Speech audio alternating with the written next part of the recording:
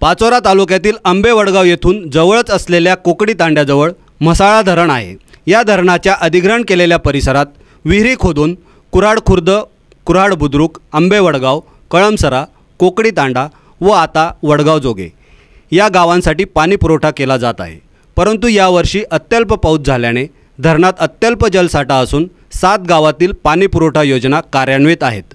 तसेच आसपासच्या 10 गावाच्या गुराढोरांचा व 350 हेक्टर शेत जमिनीचा तसेच मालखेडा, कळमसरा या शिवारातील राखीव जंगलातील नीलगाय, हरिण, रानडुक्कर, रोही, लांडगे व इतर जंगली प्राण्यांसाठी एकमेव जलस्रोत आहे।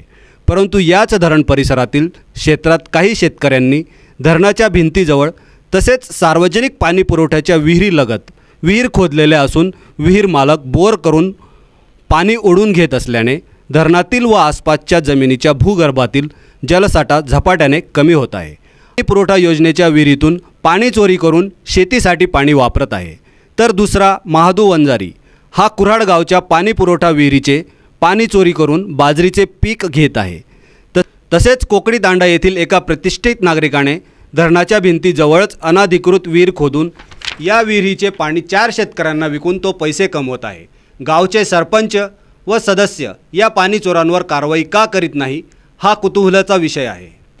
ती विहीर आहे कळमसराची विहीर आहे, तिथून पाणी इकडे कुठे येत होतं? ही विहीर कोणाची आहे? याच्यात पाणी आणण्याचं कारण काय? कळमसराच्या विहिरीचं रिकाम आहे, त्याचं आणलं रिकाम आहे। ती गावाची विहीर आहे ती कळमसराची। मग येथून पाणी कुठे भरता तुम्ही? लोकांना प्यायला पाणी ती विहीर अधिग्रहण करायची असली तर दादा मीच भरून तुमचं कनेक्शन अधिकृत आहे का त्या? आता ते तिकडे तिकडे तर लोक भरून आले ते मी तो आता जोडला आहे। कोण भरतंय विहीर? आता तिकडे ते 2 कुऱ्हाडच्या विहिरीला तर माझ्या ग्राम भरून आला आणि मी सोडून मी देईन। पाणी भरपूर आहे का? पाणी नाही ना। किती लोकांचे हप्ते खातो तू? मी काय हप्ते नाही, स्पष्टच विचारतोय मी। तर मला गरज नाही। तुम्ही त्या विहिरीचं पाणी उचलताना त्या परवानगी घेतली का? त्या ग्रामपंचायतची विहीर आहे ती, मग तुम्ही परवानगी घेतली का? अजून शहादू मंडळ कोणतं महादू भरतोय का पाणी? अजून कोण भरतोय? आता कोण भरणार? त्याचे शेतात ती विहीर रिकामी तो भरतोय। ही विहीर किती लोकांनी विकत घेतली?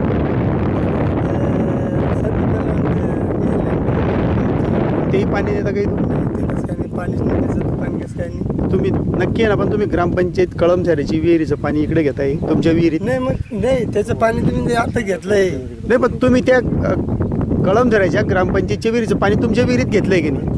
आता चालू होतं, मी कुठं नाही म्हणतोय। बरं, राजू बद्दू त्या विहीरवरून पाणी घेतो मी। कुठून? त्या विहीरवरून। आणि कुठे येत ते पाणी? पाणी कुठे येतं? या विहीरमध्ये। या एरियात? कोणत्या गावची विहीर आहे ती? बुद्रुकची। आणि त्याचे विहिराचे पाणी त्याच्यात टाकून तुम्ही तुमच्या शेताला घेता? हा, थोडं टप्प्याटप्प्याने पाणी काढतो। पण तुम्ही ज्या विहिरीतून पाणी घेता ती विहीर कोणती?